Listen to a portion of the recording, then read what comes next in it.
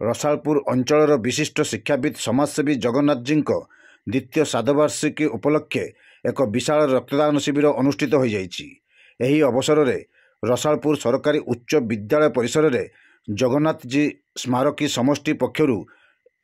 रक्तदान शिविर आयोजन कर शिविर को पूर्वतन विधायक स्वरूप कुमार दास आनुष्ठानिक भाव उद्घाटन कर रक्तदाता को उत्साहित करते। कार्यक्रम में अन्यमानक मध्य वरिष्ठ बीजेडी नेता रंजन कुमार बाग, पूर्वतन सरपंच अर्जुन प्रसाद दास, समाजसेवी जशोदानंदन आस, चित्तरंजन पाणिग्राही, भागीरथी पंडा, समिति सभ्य रंजिता नायक,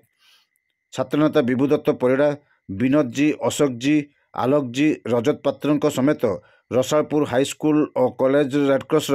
पिला एवं समस्त अनुष्ठान कर्मकर्ता प्रमुख उपस्थित थिले। यही शिविर में 200 रु ऊर्ध्व यूनिट रक्त संग्रह करा जायतिला।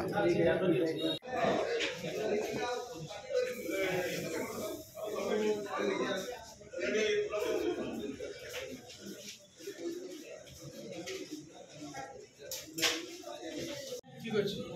एठी तो 300 यूनिट खंड हम बोली कहते आप जो कंप्लीट करेंगे लेट और पोस्ट लंच बने भी ये जो 300 कोरियल कहते आप